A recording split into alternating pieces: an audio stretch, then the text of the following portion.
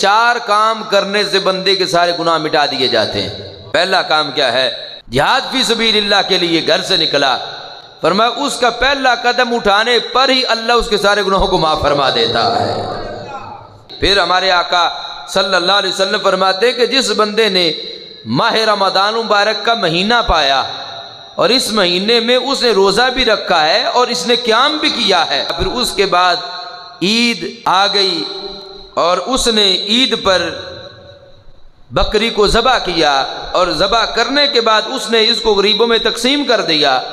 پر اس عمل سے بھی اللہ کی ذات اس کے سارے گناہوں کو معاف کر دیتی ہے۔ پھر ہمارے آقا علیہ السلام فرماتے ہیں جو بندہ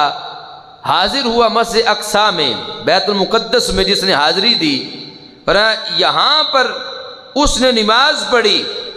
وہ نماز پڑھ کے ابھی مسجد سے باہر نکلے گا نہیں کہ اللہ سارے گناہ معاف فرما دے گا۔ یعنی یہ ایسا مقدس مقام ہے کہ جہاں پر حاضری سے، جہاں نماز پڑھنے سے اللہ کی ذات بندے کے سارے گناہوں کو معاف کر دیتی ہے۔ ہمارے آقا صلی اللہ علیہ وآلہ وسلم نے ارشاد فرمایا جس بندے نے بیت المقدس کی زیارت کی، اللہ کی ذات اس کو 1000 شہیدوں کا ثواب عطا فرمائے گی۔ جس نے بیت المقدس کی زیارت کی، اللہ اس کو 1000 شہید کا ثواب عطا کرے گی۔ اور پھر ہمارے آقا علیہ السلام نے فرمایا جس نے بیت المقدس کی زیارت کی، اللہ کی ذات اس کے خون پر اور اس کے جسم پر جہنم کی آگ کو حرام فرما دے گی۔ یعنی یہ ایسی مقدس سرزمین ہے کہ جس میں حاضری سے کئی گناہ معاف ہوتے ہیں، جس میں حاضری سے شہیدوں کا ثواب ملتا ہے، جہاں حاضری سے اللہ کی ذات بندے کے بدن پر جہنم کی آگ کو حرام کر دیتی ہے۔ تو مجھے پھر کہنے دو، سلام ہے ان مجاہدین پر، سلام ہے وہاں کے ان اہل ایمان پر جنہوں نے زندگی وہیں گزاری ہے اور وہاں یہود کے ظلم و ستم پر انہوں نے اس ارض مقدس کو چھوڑا نہیں، بلکہ اس کے تحفظ کے لیے، اس کے بچاؤ کے لیے انہوں نے اپنی زندگیاں قربان کی، اور انہوں نے وہاں پر جہاد فی سبیل اللہ بھی کیا ہے، وہاں بار بار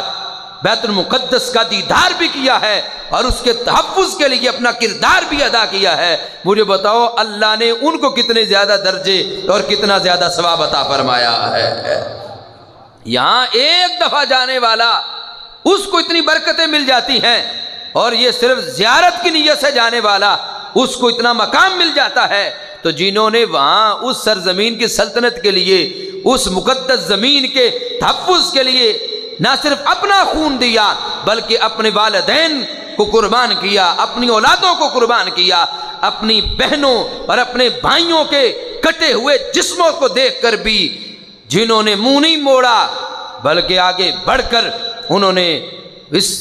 سرزمین کے تحفظ کے لیے مزید کردار ادا کیا، اور پھر جنہوں نے اپنے نومولود بچوں کو ہاتھوں میں پکڑ کر جو شہید ہو چکے تھے،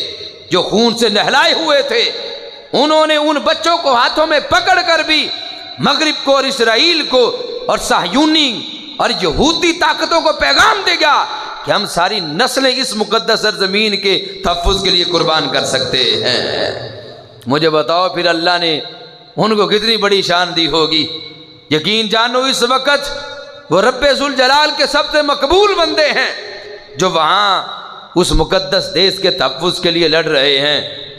وہ اس وقت اس مقام پر موجود رب ذوالجلال کے سب سے پیارے لوگ ہیں جنہوں نے اس مقدس دین کے تحفظ کے لیے سب کچھ داؤ پہ لگا دیا ہے۔